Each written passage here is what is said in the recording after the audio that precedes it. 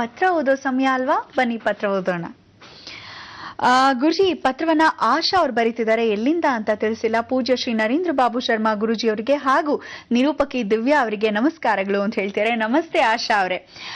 ಗುರುಜಿ ಅವರು ಹೇಳ್ತಿದ್ದಾರೆ, 14/3/2011 ಸೋಮವಾರ ಸಂಜೆ 6:36 ಸರಿಯಾಗಿ ಮಗು ಆಯ್ತಂತೆ ಗುರುಜಿ. ಹೆಣ್ಣು ಮಗು ಆಯ್ತು. ಆದ್ರೆ ಕರಳನ್ನ ಮಾಲೆ ಹಾಕಿಕೊಂಡು ಜನಿಸಿದೆ ಗುರುಜಿ ಈ ಮಗು. ಇದರಿಂದ ನಮ್ಗೇನಾದ್ರೂ ದೋಷ ಇದೆಯಾ ಅಂತ ಕೇಳ್ತಾ ಇದ್ದಾರೆ. ಹಾಗೆ 11ನೇ ದಿನಕ್ಕೆ ನಾವು ನಾಮಕರಣ ಮಾಡಿ ಕೃತಜ್ಞ ಅಂತ ಹೆಸರಿಟ್ಟಿದ್ದೀವಿ. ದಯವಿಟ್ಟು ಇದಕ್ಕೆ ಪರಿಹಾರ ತಿಳಿಸಿ ಅಂತ. ಗುರುಜಿ, ವಾಡಿಕೆ ಒಂದು ಮಾತಿದೆ, ಏನಂದ್ರೆ ಮಕ್ಕಳು ಹೀಗೆ ಕರಳನ್ನ ಮಾಲೆಯನ್ನಾಗಿಸಿ ಹುಟ್ಟಬಾರ್ದು, ಅದರಿಂದ ಸ್ವಲ್ಪ ತೊಡಕಾಗತ್ತೆ ಅನ್ನೋ ಒಂದು ಮನೋಭಾವ ಬಹಳಷ್ಟು ಮಂದಿಯಲ್ಲಿದೆ. ಇದಕ್ಕೆ ನಿಮ್ಮ ಉತ್ತರವೇನು? ನೋಡಮ್ಮ, ಈಗ ನಿಮಗೆ ಹುಟ್ಟಿರ್ತಕ್ಕಂಥ ಮಗುಗೆ ಮಾಲೆಯನ್ನ ಹಾಕೊಂಡಿರ್ತಕ್ಕಂಥದಕ್ಕೆ ಮಾಡಿರೋ ತಪ್ಪು ನೀವುಗಳೇ. ಏನದು ತಪ್ಪು ಅಂದರೆ, ಯಾವತ್ತು ಹೆಂಗಸರು ಗರ್ಭಿಣಿ ಅಂದರೆ ಗರ್ಭದಲ್ಲಿ ಧಾರಣೆ ಆದಾಗ ಹೆಂಗಸರು ಯಾವತ್ತು ಕಾಲ ಮೇಲೆ ಕಾಲು ಹಾಕೊಂಡು ಕೂತ್ಕೊಳ್ಳೋದು, ಅಥವಾ ಯಾವ ಕಾಲಕ್ಕೂ ದುರಭ್ಯಾಸಗಳನ್ನ ಇಟ್ಕೊಳ್ಳೋದು, ಯಾವ ಕಾಲಕ್ಕೂ ದೇವರನ್ನ ನಮಸ್ಕಾರ ಮಾಡದೇ ಇರೋದು, ಅಥವಾ ಯಾವ ಕಾಲಕ್ಕೂ ತಿಳ್ಕೊಳ್ಳಿ ಬಾತ್ರೂಮ್ಗಳಿಗೆ ಹೋದಾಗ ಕಾಲು ತೊಳ್ಕೊಳ್ಳದೆ ಬರೋದು, ಕೆಲವರೆಲ್ಲ ಸುಮ್ಮನೆ ಚಪ್ಪಲಿಗಳನ್ನ ಹಾಕೊಂಡು ಹೋಗ್ತಾರೆ. ಇದೆಲ್ಲ ಅಪಶಕುನಗಳಾಗತ್ತೆ. ಆಗ ಏನಾಗತ್ತೆ, ಹಾವಿನ ಸ್ವರೂಪ ಅಂತ ಕರೀತಕ್ಕಂಥದ್ದು ಮೊದಲೇ ಹೇಳಿದ್ದೆ. ಗರ್ಭದಲ್ಲಿದ್ದಾಗ 9 ತಿಂಗಳ ಕಾಲ ಅಣುಗಳಾಗಿರ್ತಕ್ಕಂಥದ್ದು ಅಮೀಬಾ ಅಂತಕ್ಕಂಥ ಒಂದು ಸರ್ಪ ಹಾವಿನ ಸ್ವರೂಪದಲ್ಲಿ ಅಣು ಗರ್ಭವನ್ನು ಸೇರಿರುತ್ತೆ. ಆ ಗರ್ಭ ಸೇರಿದಾಗ ಮಡಿ ಆಚರಣೆ ಅಂತ ಕರಿತೀವಿ. ಈ ಮಡಿ ಆಚರಣೆ ಆದಾಗ ಆ ಹಾವಿಗೆ ಸಮಾನವಾಗಿರ್ತಕ್ಕಂಥ ಮೈಲಿಗೆಯನ್ನ ಹೇಗೆ ತೋರಿಸ್ಕೊಳ್ಳೋದು, ತೋರ್ಪಡೆ ತೋರಿಸ್ಕೊಳ್ಳೋದು, ಅದನ್ನು ಹಾಗೆ ಏನು ಮಾಡುತ್ತೆ, ಕತ್ತಿಗೆ ಸುತ್ಕೊಂತಾ ಬರುತ್ತೆ ಮಗುಗೆ. ಕೆಲವೊಮ್ಮೆ ಒಂದೊಂದ್ಸಲಿ ಹೇಗೆ ಸುತ್ಕೊಳ್ಳುತ್ತೆ ಅಂದರೆ ಮಗುನೇ ಹೋಗ್ಬಿಡುತ್ತೇನೋ ಅನ್ನೋ ರೀತಿ ಸುತ್ಕೊಂಡಿರುತ್ತೆ. ಈ ರೀತಿಯಾಗಿ ಗರ್ಭಶೇಷದಲ್ಲಿ ಆಗ್ತಕ್ಕಂಥ ಪಾಪಕರ್ಮಗಳು ನೀವು ಮಾಡೋದ್ರಿಂದ ಎಷ್ಟೋ ಜನ ಹೆಂಗಸರು ಸಿಗರೇಟ್ ಸೇರ್ತಾರೆ, ಹೊರಗಡೆ ಹೋಗ್ತಾರೆ, ಹೀಲ್ಸ್ ಹಾಕೊಂತಾರೆ. ಮೊದಲೇ ಬಡ್ಕೊಂಡಿದ್ದೀನಿ, ದಯವಿಟ್ಟು ಗರ್ಭಿಣಿ ಸ್ತ್ರೀಯರು ಹೀಲ್ಸ್ ಹಾಕೊಂಡಾಗ ತಲೆ ಭಾಗ ಯಾವತ್ತು ತಿಳ್ಕೊಳ್ಳಿ, ಗರ್ಭದಲ್ಲಿದ್ದಾಗ ಆ ಗರ್ಭದಲ್ಲಿ ತಲೆ ಬಂದು ಯೋನಿ ಆಕಾರದಲ್ಲಿ ಯೋನಿ ಹತ್ರನೇ ಇರುತ್ತೆ. ಇನ್ನೇನು ಹೊರಗಡೆ ಬರೋ ಸಮಯ ಅನ್ನೋ ಭಾಗದಲ್ಲಿ ಆ ಭಾಗದಲ್ಲೇ ಕೂತಿರುತ್ತೆ. ನೀರಂಶ ಜಾಸ್ತಿ ಸೇರ್ತಾ ಇರುತ್ತೆ, ತಲೆ ಹೀಗೆ ಕೆಳಗಡೆ ಹಾಕೊಂಡಿರ್ತದು. ಆಗ ಏನಾಗತ್ತೆ, ನೀರಿನಂಶ ಹೆಚ್ಚಾಗಿದೆ. ತಾಯಿ ಹೇಗಿರ್ತಾಳೋ ಯದ್ಭಾವಂ ತದ್ಭವತಿ, ಆ ಮಗು ಹಾಗೆ ಹುಟ್ಟುತ್ತೆ. ತಾಯಿ ಅಕಸ್ಮಾತ್ 24 ಗಂಟೆ ಹೀಗೇ ಮಲ್ಕೊಂಡ್ರೆ ಆ ಮಗು ಹಾಗೇ ಮಲಗಿರುತ್ತೆ. ಇವಳು ಅಕಸ್ಮಾತ್ ನೇರವಾಗಿ ಮಲ್ಕೊಂಡ್ರೆ ದಿಮಾಕಾಗಿ ಹಾಗೇ ಇರುತ್ತೆ, ಅಂದ್ರೆ ಕೆಳಭಾಗದಲ್ಲಿ ಬೋಲ್ ಹಾಕೊಳ್ಳುತ್ತೆ. ಅಕಸ್ಮಾತ್ ಅವಳು ಎಡಭಾಗಕ್ಕೆ ಮಲ್ಕೊಂಡ್ರೆ ಹಾರ್ಟ್ಗೆ ಪ್ರಾಬ್ಲಮ್, ಅಂದ್ರೆ ತಲೆ ಭಾಗ ಯಾವತ್ತೂ ತೊಡಿ ಚಪ್ಪಡಿ ಆಗೋಗಿರುತ್ತೆ. ತಲೆ ಕೆಲವರು ಮಕ್ಕಳು ಹೊರಗಡೆ ಬಂದು ನೋಡಿ ಗುಂಡಿಗೆ ಇರಲ್ಲ, ಲಕ್ಷಣ ಆಗಿರಲ್ಲ, ಒಂದ್ ಕಡೆ ಚಪ್ಪಡೆ, ಒಂದ್ ಕಡೆ ಗುಂಡಿಗೆ ಓದ್ಕೊಂಡಾಗಿರುತ್ತೆ. ಜಾಡ್ಸೋದ್ರೆ ಹೆಂಗಿರುತ್ತೆ ಗೊತ್ತಾ, ಹಾಗೆ ಊದ್ಕೊಂಡ್ಬಿಟ್ಟಿದೇನೋ ಅನ್ನೋ ರೀತಿ. ಅಂದ್ರೆ ಆ ಭಾಗ ನೀರು ಜಾಸ್ತಿ ಸೇರ್ಕೊಳ್ಳುತ್ತೆ. ಇದೆಲ್ಲ ಆಗೋದು ಇದಕ್ಕೆ ಅಂದ್ರೆ ತಾಯಿ ಮಾಡಿರ್ತಕ್ಕಂಥ ಕರ್ಮ, ತಾಯಿ ಶೇಷದಿಂದ ಬರ್ತಕ್ಕಂಥ ಪಾಪಕರ್ಮಗಳು. ಅದಕ್ಕೆ ಗರ್ಭಧಾರಣೆ ಆಗಬೇಕಾದ್ರೆ ಹಾವು ಹಾಗೆ ಅಂತ ಹೇಳಿ ಆ ಕರಳು ಇರೋದೇ ಒಂದು ಅಂಬ್ಲಿಕಲ್ ಕಾರ್ಡ್. ಆ ಕರಳು ಅನ್ನೋದೇನು ಅಂದ್ರೆ ತಲೆಗೆ ಹೀಗೆ ಸುತ್ಕೊಳ್ಳುತ್ತೆ. ಯಾಕೆ ಸುತ್ಕೊಳ್ಳುತ್ತೆ? ಹಾವಿನ ಸ್ವಭಾವ. ನೀವೇನು ಊಟ ಮಾಡ್ತೀರೋ ಅದೇ ಊಟ. ಎರಡಕ್ಕೂ ಜೀವ ಬೇರೆ ಆಗಿರಲ್ಲ, ಒಂದೇ ಆತ್ಮ ಒಂದೇ ಜೀವ ಇದ್ದಾಗಿರುತ್ತೆ. ಇದನ್ನ ಪರಿವರ್ತನೆ ಮಾಡ್ಕೊಳ್ಳೋಕ್ಕೆ ಈ ಕರಳು ಬಂದಾಗ, ನೀವು ಮಗು ಹೊರಗಡೆ ತೆಗೆದ ತಕ್ಷಣ ತಲೆಯ ಆ ಕಡೆ ಬಂದಾಗ ಮೃತ್ಯು ಯಾರನ್ನು ನೋಡುತ್ತೆ ಅಲ್ಲಿ ನೋಡ್ಬೇಕು. ಮಗು ಯಾವ ಕಾಲಕ್ಕೆ ಯಾವ ನಕ್ಷತ್ರ ಹುಟ್ಟೋ ಆ ನಕ್ಷತ್ರದಲ್ಲಿ ಸೋದರ ಮಾವನಿಗೆ ಕುಜನ ನೋಡ್ತಾ ಇದ್ರೆ ಸೋದರ ಮಾವ, ಚಿಕ್ಕಪ್ಪ ಇವ್ರನ್ನೆಲ್ಲ ನೋಡ್ಕೋಬೇಕು. ಹುಷಾರ್ ಕಣ್ರಿ, ಆ ಮಗು ಹುಟ್ಟಿದಾಗ ಇವರಿಗೆಲ್ಲ ದೋಷಗಳು. ಆ ಮಗು ಅಕಸ್ಮಾತ್ ಹೊರಭಾಗದಲ್ಲಿ ಬಂದಾಗ ಶೇಷ ಚಂದ್ರನ್ ನೋಡಿದ್ರೆ ತಾಯಿಗೆ ದೋಷವಾಗತ್ತೆ.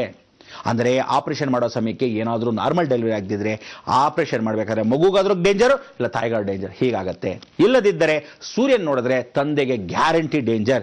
ಮಗು ಹುಟ್ಟಿದ ತಕ್ಷಣ ನೋಡು ತಂದೆ ತಿನ್ಕೊಂಡ್ಬಿಡ್ತು, ನೋಡಿದ್ಯಾ ಚಿಕ್ಕ ವಯಸ್ಸಲ್ಲೇ ಒಂದು ಮಗ ಹುಟ್ಟೋದ್ನೇ, ಆ ಮಗು ಅದೇನೋ ದರಿದ್ರ ಶಕುನ ಅಂತ ಹೇಳಿ ಕೆಲವರು ಬೈಕೊಂತಾರೆ, ಶಾಪ ಹಾಕ್ತಾರೆ. ಪಾಪ ಮಗುದೇನು ತಪ್ಪಿಲ್ಲ, ಎಲ್ಲಾನು ಮಾಡಿರೋದು ಇವಳು. ಅದಕ್ಕೆ ಹೇಳೋದು, ಈ ರೀತಿಯಾಗಿ ಹೆಣ್ಣು ಮಕ್ಕಳು ಇದ್ದಾಗ ಹೇಗಿರಬೇಕು, ಏನಿರಬೇಕು, ಗರ್ಭದಲ್ಲಿ ಹೀಗಿದ್ದಾಗ ಆ ಮಕ್ಕಳನ್ನ ಹೇಗೆ ನೋಡ್ಕೋಬೇಕು, ಇದಕ್ಕೆ ಏನು ಶಾಂತಿ.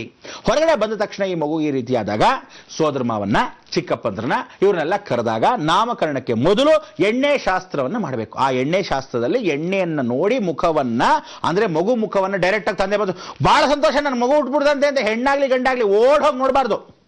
ನೋಡಿದಾಗ ತೊಂದರೆ ಏನಂದ್ರೆ ಶಾಪಗ್ರಸ್ತ ನಿಧಿನ ನೋಡಿದಾಗ ಹೀಗೆ ಹೋದ ತಕ್ಷಣ ನೋಡಿದ ತಕ್ಷಣ ಮತ್ತೆ ಬೈ ತಗೊಂಡ್ಬಿಡುತ್ತೆ. ಅದಕ್ಕೆ ಫಸ್ಟ್ ಏನ್ ಮಾಡ್ತಾರೆ, ಯಾವುದಾದ್ರೂ ಒಂದು ಪ್ರಾಣಿಗಳನ್ನ ಅದನ್ನ ತೋರಿಸಿ ಆ ನಿಧಿ ಹೊರಭಾಗದಲ್ಲಿ ಬರಕ್ಕೆ ಮೊದಲು ಅದನ್ನ ಬಲಿ ಕೊಟ್ಟಾಗ ಅದು ಸತ್ತೋಗುತ್ತೆ, ಇಮಿಡಿಯೇಟ್ ಸತ್ತೋಗುತ್ತೆ. ಯಾಕಂದ್ರೆ ಆ ಶಾಖ, ಆ ತೇಜಸ್ಸು, ಆ ವರ್ಚಸ್ಸು, ಅಲ್ಲಿರ್ತಕ್ಕಂಥ ಅಗ್ರಸ್ತವಾಗಿರ್ತಕ್ಕಂಥ ಶಕ್ತಿ ಅಷ್ಟು ವಿಶೇಷ. ಅದಕ್ಕೆ ಅದನ್ನು ಹೊಟ್ಟೋದಾಗ ಪಾಪಕರ್ಮಗಳು ಕಳೆಯೋದು ಕಷ್ಟ. ಹೀಗೆ ಆ ಗರ್ಭಶೇಷದಿಂದ ಹೊರಗಡೆ ಬಂದಿರೋ ಮಗುನ ತಕ್ಷಣ ನೋಡಬಾರ್ದು. ಅಕಸ್ಮಾತ್ ಕೆಲವರು ಏನು ಅಂತ ಹೇಳುತ್ತೆ, ಬಂಧು ಮಿತ್ರರನ್ನ ರಾಹು ನೋಡಿದಾಗ ಪಕ್ಕದಲ್ಲಿರ್ತಕ್ಕಂಥ ಡಾಕ್ಟರ್ ಕೂಡ ಅವನು ಏನಾದರೂ ಪ್ರಾಬ್ಲಮ್ ಆಗ್ಬಿಡ್ಬೋದು, ಅವ್ನ ಕತ್ರಿನ ಮರ್ತು ಹೋಗ್ಬೋದು. ಅಂದ್ರೆ ಗುಪ್ತೇನ ಸ್ಥಿರ, ರಾಹು ನೋಡಿ ಕೇತು ನೋಡಿದಾಗ ಗುಪ್ತೇನ ಸ್ಥಿರ, ಒಳಗೆ ಕತ್ರಿ ಮರ್ತು ಹೋಗೋದು, ಆಪರೇಷನ್ ಸರಿಯಾಗಿ ಸ್ಟಿಚಸ್ ಆಗದೆ ಇರೋದು, ಹೊಟ್ಟೆ ನೋವು ಇವಳಿಗೆ ಅಂದ್ರೆ ಆವಾಗ ಬಂದು ಟೆಸ್ಟ್ ಮಾಡಿಸ್ಕೊಳ್ಳಿ ಅಂದ್ರೆ ಇವಳಿಗೆ ಯಾವತ್ತಿದ್ರೂ ಅದರಲ್ಲೇ ಪ್ರಾಬ್ಲಮ್ ಆಗುತ್ತೆ.